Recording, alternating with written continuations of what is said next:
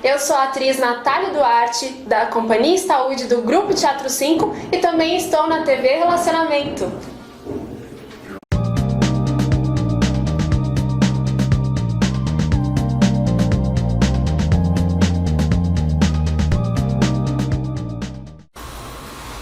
Olá, internautas, iniciamos mais um programa Gestão Executiva e hoje aí nós temos aí uma profissional de primeira linha que eu admiro muito. Obrigada, doutora Andréa Antonassi. Muito obrigada pela tua presença aqui. Muito obrigada, Kendi, pelo convite. É uma honra e um prazer poder fazer parte desse hall de informações. Perfeito. Andréa, por favor, fala com os nossos internautas onde você nasceu, né? E a minha curiosidade é assim, você podia escolher humanas, exatas, biológicas e tal. Em que momento da sua vida você achou que você deveria seguir o caminho direito? É muito complicado, né, Kendi? Porque quando você é pequeno, você quer ser tudo. Eu nasci em São Paulo, na capital mesmo. Minha mãe foi do lar, ela é do lar. O meu pai era policial militar, tanto que ele morreu em trabalho, faleceu em trabalho.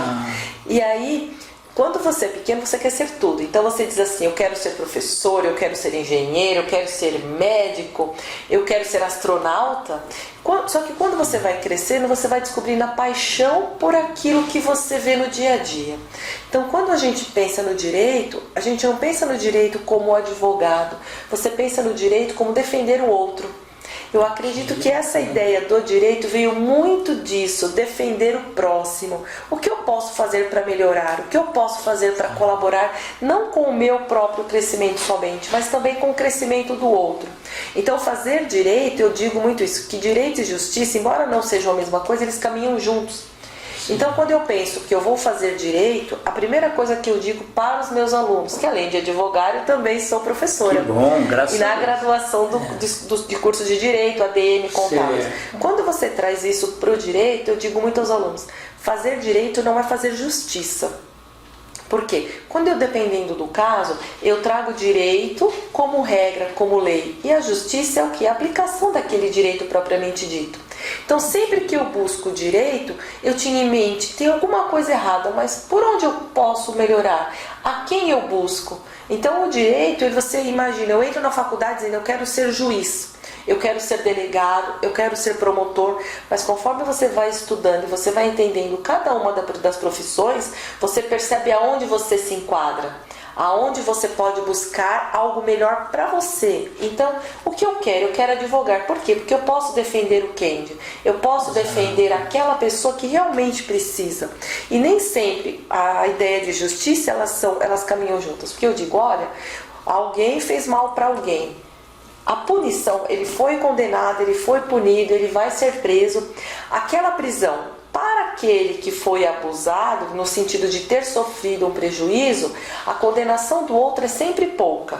E aquele que causou o prejuízo, ele sempre acredita que a condenação dele foi muita. Então, o direito foi realizado, foi exercido, a justiça foi feita, mas esse contraponto da balança. Por isso que quando eu penso no direito, eu penso na balança, onde eu preciso equilibrar uma sociedade e uma sociedade que precisa de regras para sobreviver. Exatamente. Infelizmente, eu preciso de regras, eu preciso ter uma lei que diz não beber e dirigir. Isso é algo muito claro.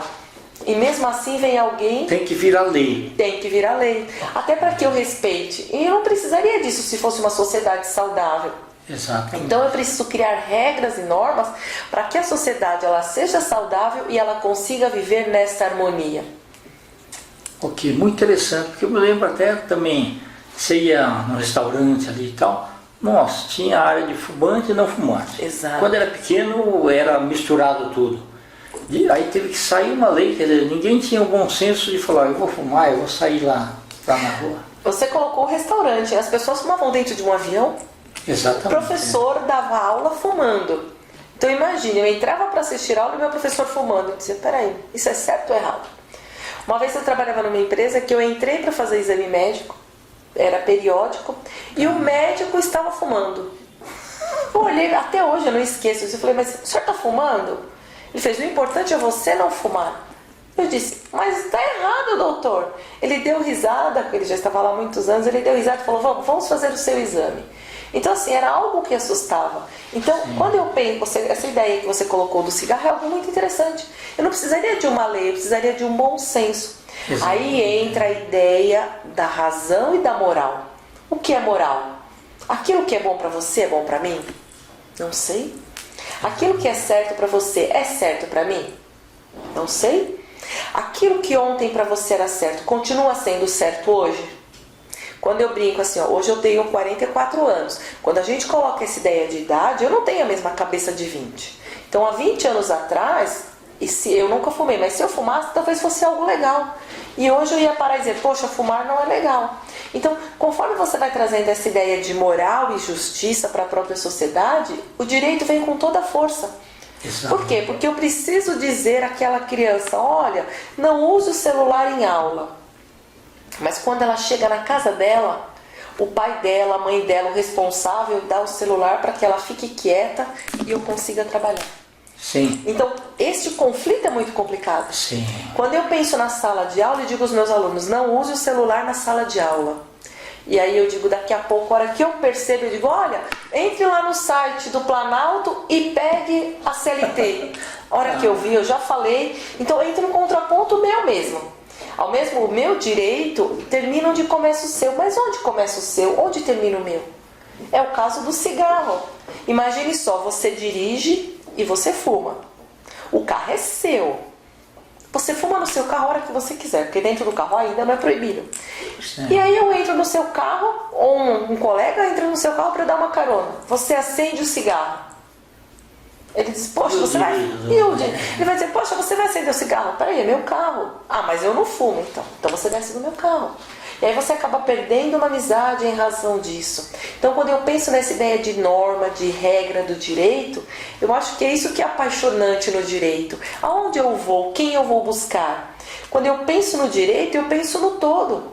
Quando eu penso, às vezes, quando vem uma cena assim muito trágica, um crime absurdo na televisão, dizem assim, por que tem advogado? Porque todos têm direito à defesa, independente do crime que cometer. E se aquela pessoa, aquele ser humano que praticou um ato, aquele criminoso na ideia da sociedade, aquela pessoa, ela não tiver um advogado no sentido para pagar, o Estado tem como obrigação fornecer. Ah, mas ele matou 10, não importa, ele tem direito à defesa. E tudo, eu gosto muito do pensamento que fala assim, todo fato tem 3 lados, o meu, o seu e a verdade. E ninguém está mentindo. Vale do ponto de vista do observador. Isso. Você pode ter até uma pessoa, por exemplo, querendo se atirar lá de um prédio, você vai lá tentar socorrer, alguém pode falar que você empurrou. Empurrou. Depende do ponto de vista dele. Isso que você falou, eu costumo dizer o seguinte, toda história tem 3 lados, o meu, o seu e de quem escuta. Sim. Porque de repente o internauta vai olhar nessa conversa aqui e vai falar, nossa, não tem nada a ver, ou, poxa, que interessante. O outro vai dizer, pô, poderia ter pontuado isso. Então essa ideia ela é muito complexa. E toda vez que você traz o direito, ele entra em guerra. É o exemplo do período eleitoral. As pessoas elas não conseguem conversar. Nós temos vários grupos de estudo e principalmente em sala dos professores tem muito essa discussão. E aí nós costumamos dizer o seguinte, eu posso dizer que eu gosto de quem eu quero, você vai dizer que gosta de quem você quer. Então enquanto eu falo, você fica quieto. Enquanto você fala, eu vou ficar quieta.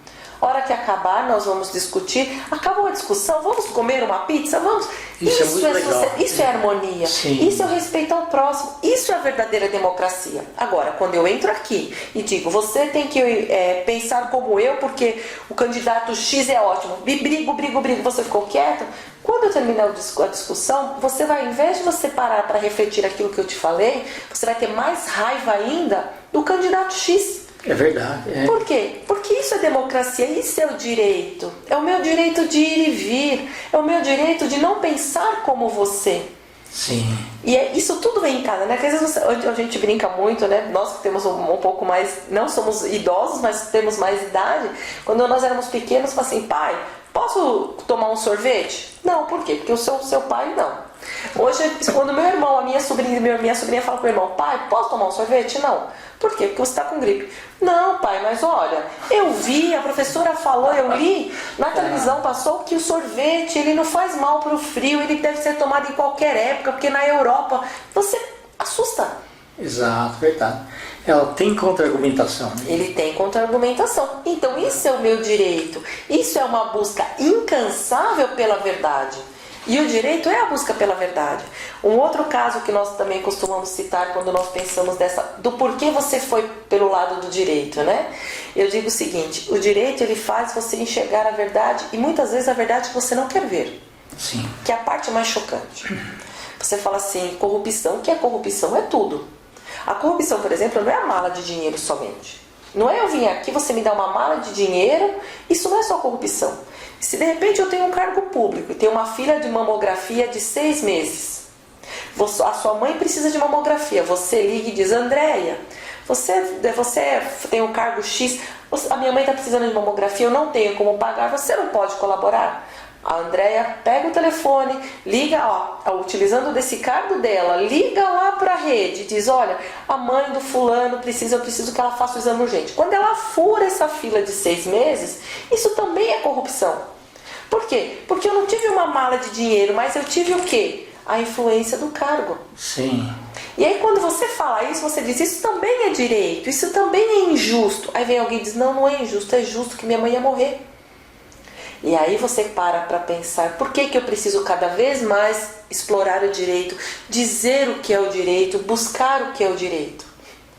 Por quê? Porque isso assusta. Então eu acredito que desde pequena foi justamente isso, mas por que não? O que é direito, o que é certo, o que é errado? Um exemplo também nisso, quando a gente busca o que é certo e o que é errado, é o aborto.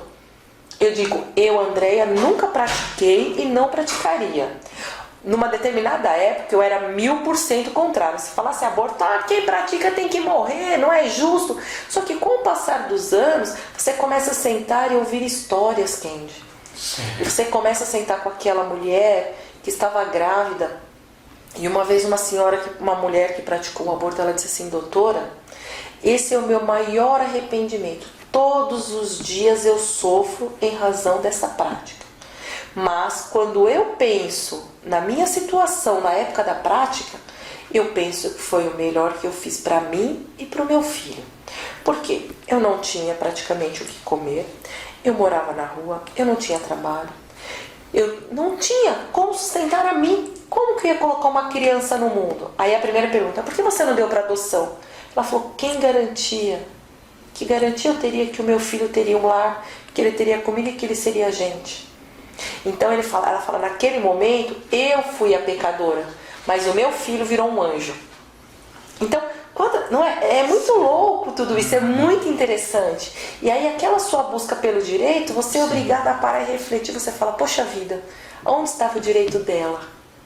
É verdade. Como eu busco essa resposta? Eu digo, eu não faria, por quê? Porque eu vivo uma outra situação. É o caso de violência doméstica. Às vezes você pega caso de violência doméstica, a pessoa diz, nós temos a mesma idade, mas nós temos situações de vida diferentes. Eu fui estudar, eu não tenho filhos, exato, eu tenho um trabalho. Agora, ela não tem um trabalho fixo, ela é diarista às vezes e faz um trabalho aqui, um lá, então ela tem uma estabilidade tão grande de vida que ela não tem como buscar o direito dela, ela não tem como trazer isso para a vida dela. Então, ao mesmo tempo que eu penso que aquele direito ao aborto é algo criminalizado, você também tem que pensar no lado social, no lado pessoa. E aí entra uma outra discussão enorme, a tal da religião. Sem dúvida, sem dúvida. Porque eu brinco com a tal da religião, eu pratico, mas quando você pensa na tal da religião, eu digo, o aborto, o suicídio, são 2 atos criminosos que todas as religiões, eu digo, independente de casinha, não importa qual casinha, qual casa eu frequente, quando o assunto é suicídio e aborto, todas as igrejas, todas as religiões condenam. Mas é aquilo que você falou, o que levou aquela pessoa a se jogar da ponte? Ela não tem o que comer, ela não tem o que morar, ela estava passando fome, ela estava passando frio, ela estava doente. Ela usa drogas e não tem ninguém que forneça, porque se ela não trabalha, ela não tem quem forneça. Ela muitas vezes é soro positivo, ela não tem um cuidado, ela não tem um hospital que forneça o medicamento, ela tem a dor. Então, isso é o direito. O direito à vida é meu. Eu tenho direito a escolher o que eu quero para minha vida. Se amanhã eu disser, olha, a partir do dia 1º de abril, que é o dia da mentira, eu vou virar morador de rua, eu tenho direito? Tenho. Exato. Mas aí vão condenar minha mãe, meus irmãos, olha o que eles fizeram, ninguém fez nada. É um direito do próximo. E essa ideia do direito, ela é instigante. Sim. Então quando você entra, por exemplo, numa sala de aula, você diz, uma vez eu entrei, isso eu costumo dizer no primeiro, para os alunos do primeiro semestre, né? Quando você traz o aluno, entra no aluno e fala, por que você quer fazer direito? Para fazer justiça. Foi uma resposta. Eu olhei e falei assim, então você está no curso errado. A menina era bem loirinha, ela regalou o olho, ficou vermelha. Ela falou assim, por que, pro? Eu falei assim, porque fazer direito não é fazer justiça. Você vai sair daqui frustrada. Primeiro, você não está fazendo uma coisa que você goste. Você está fazendo algo para fazer justiça que você não sabe nem o que é justiça. Eu não sei o que aconteceu na sua vida. E depois ela contou o fato de assassinato em família. Sim. Eu falei assim, a justiça foi feita. Só que não como você queria. E você acreditar que você vai fazer justiça e aquela pessoa que praticou aquele ato, ela vai ser presa, vai ser punida, você vai matar, não vai. Por quê? Porque dentro daquilo que é justiça e é exercício do direito, foi praticado. Então você coloca, é a pessoa que assassinou seu pai, foi presa? Foi, ela seguiu? Não sei. Ela morreu? Não sei. Por quê? Porque são coisas que doem. Aí você diz assim, se o assassino do seu pai estivesse Abrir aqui... feridas, né? É isso. Se o assassino do seu pai estivesse aqui agora, você mataria ele? Não. Aí vem os mais radicais. Como não? Ele matou seu pai, acabou com a sua família, você não era pequeno. Eu falo, olha, são pontos de vista distintos. O meu pai nunca me ensinou a matar. Eu vou xingar, vou bater, vou querer esganar, mas eu jamais teria coragem de matar. Por quê? Porque não foi aquilo que o meu pai me ensinou. Meu pai ensinou, seja alguém melhor, faça o bem, pratique o bem. Se a partir do momento que eu pego o assassino do meu pai e eu mato ele, eu estou fazendo exatamente a mesma coisa que ele. Eu deixo de exercer o direito. Faça a justiça com as próprias mãos. Aí eu vou olhar. Ele com certeza deita e dorme, porque ele é uma pessoa ruim. Se eu matar alguém, eu vou todo dia pensar, olha, falar, poxa vida, minha mão está com sangue, eu matei alguém. Mas ele matou o seu pai, então o filho dele vai matar a mim e vai virar um... Esse em cadeia lá. Isso, porque aí ele vai, eu mato ele porque matou o meu. Aí o filho dele mata a mim porque eu matei o outro. Aí vem a minha sobrinha porque matou a mim e mata ele. Isso vai, aí todo mundo mata todo mundo. E isso tem registro de história que aconteceu mesmo, né? Tem até o Hatfield contra o McCoy. Isso mesmo. Né? Assim, lá no tempo do Velho Oeste. Velho Oeste, mas até hoje tem cidades que a gente brinca, as cidades do fio do bigode, né? Onde a palavra vale mais. Ainda existe isso, existe. E acontece. Eu tenho um aluno que nesse semestre mesmo, ele já falou, professora, o tio matou o sobrinho matou o tio matou o pai. Eles disse que eles estavam numa reunião, numa confraternização de família. Bebendo, conversando, diz que era um momento de super descontração. Brigaram, diz que o tio matou o sobrinho, o irmão matou o tio porque matou o irmão, e aí veio o outro e matou o outro. Quer dizer, numa conversa de família foram mortos 4 pessoas. E a tia, que era a mãe, e a mulher disse, eu não vou fazer denúncia. Aí eles questionaram, mas por quê? Ela falou, porque senão isso nunca vai acabar. Então, são decisões que a gente poderia julgar essa mulher? Poderia, vou dizer, mas como que ela não fez, né? E aí você vai parar e pensar, por quê? Porque dentro da ideia de moral e justiça dela, a justiça foi feita.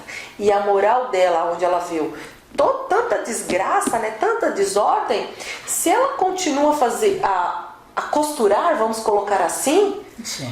Ia ficar pior, por quê? Porque cada hora ia ter um buraquinho novo. Exatamente. Então, essa ideia, aonde eu busco justiça? Aonde eu trago a justiça? Aonde eu vou exercer o direito? O meu direito é de ir e vir. Mas eu também não posso prejudicar você. Eu posso beber e dirigir? Posso. A lei não proíbe de beber, a lei não proíbe de matar. O Código Penal ele não diz, é proibido matar. Ele diz, se você matar, você será condenado. Isso significa que você será preso? Não. Às vezes você tem um bom comportamento dentro dos requisitos, você não vai à cadeia. Então, quando você traz essa ideia de direito, eu digo assim, olha, eu não paguei o imposto. Qual a sua punição? Você não vai aposentar. Eu nunca paguei INSS, é justo? É, você nunca pagou. Verdade. Você falou muito interessante, uma coisa assim, é o direito de ir e vir. Eu me recordo quando entrou o rodízio em São Paulo, Sim. a pessoa falou, mas é o meu direito de ir e vir, mas tem a lei maior. Tem a lei Ou seja, maior. para a cidade poder andar, todo mundo tem que fazer um sacrifício. Isso. E quando você coloca essa ideia da lei maior, quando eu digo eu não posso usar o meu carro, mas eu não digo que você não pode, você pode usar. Saia de casa às 5, 6 horas da manhã. Exatamente. E saia do trabalho às 8, ou saia depois das 10 e volte antes das 5. Exato. O ônibus continua lá, Sim. o metrô continua lá, o táxi continua lá. A cidade continua igual. A sua forma de locomoção que ela precisa ser repensada. Dá uma carona pro colega. Olha, é aquela coisa do transporte público, né? Do ônibus fretado. Isso, exatamente. Quando houve aquela discussão aqui na Avenida Paulista sobre a discussão dos fretados, porque haviam tantos fretados que chegou uma hora que parou tudo de novo. Então eu preciso redesenhar. Então eu não proíbo você de fazer, eu digo, você pode fazer. Contudo, a gente tem que respeitar um pouquinho. Exato. Fazer aí a logística. Isso. Para que tudo flua normal. Para que tudo dê certo, para que a cidade funcione, né? É aquele negócio. Você não pode fumar dentro do metrô. Hoje você imagina, antigamente os trens tinham janela.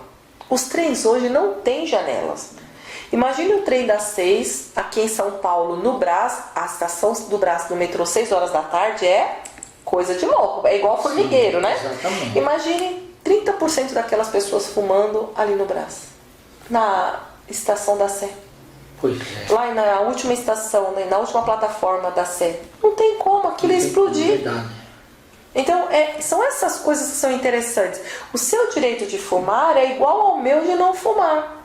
Mas quando você pensa nessa sala fechada, num ambiente fechado, num trem fechado, um trem vai de uma estação a outra, o tempo que ele abre e fecha de portas, não consegue haver toda essa mudança de ar, toda essa respiração que todos precisam. Exato. Então eu preciso criar ideias novas de moral. E é um exemplo muito crítico isso. É a maconha. Quando eu digo, não é permitido fumar maconha, aí o outro diz, por que cigarro pode? Tanto que na sua idade, na minha, nós podemos dizer assim, as propagandas, por exemplo, de cigarro eram maravilhosas. Eram as melhores que tinha, importadas. A propaganda da Marlboro, aquele cavalo lindo com aquele cavaleiro. A propaganda da Hollywood, Sim. Que era o surfista, eram as praias mais lindas que eu acredito que nós brasileiros na infância conhecemos, eram das propagandas de cigarro. Exatamente. E hoje é permitido? Não. E o mesmo já está acontecendo com as propagandas de álcool hoje. Porque quando eu vejo uma propaganda onde para que tenha harmonia numa praia, para que tenha harmonia num bar, todo mundo tem que estar com um copo brindando, tem alguma coisa errada. Porque eu vou dizer pro meu filho em casa, olha, não bebe, só 18 anos. Pai, mas lá na TV tá todo mundo bebendo, você tá bebendo. Então, eu preciso tirar aquela imagem da TV, não porque a imagem seja ruim, não porque eu estou dizendo não beba, mas porque eu sei que aquela criança, ela vai ser indiretamente instigada ao álcool, à bebida, em razão do quê? Daquela propaganda. Por quê? Porque eu tenho um cavalo bonito, eu tenho uma praia bonita, eu tenho um hall de amigos legais, eu passo o dia inteiro no seu celular. Eu não tenho amigos mais reais, meus amigos são virtuais. Hoje em dia você fala assim, poxa, eu tô com uma saudade do Luiz. Aí a gente manda uma mensagem, ei Luiz, eu tô aqui com o Candy, que é um amigo em comum nosso. Luiz Vacelar. Aí a gente diz assim, Luiz, vamos lá tomar um café? Ele vai responder, poxa professora, tô ocupado. Ou então você diz, ei Luiz, vamos. Candy, não dá nesse momento. Então você sabe que ele está bem, você sabe que ele está trabalhando, mas esse convívio não existe. Então quando eu coloco aquela propaganda, aonde todos vão pro bar à noite, é como se todo mundo deixasse o celular de lado e conseguisse ter essa confraternização.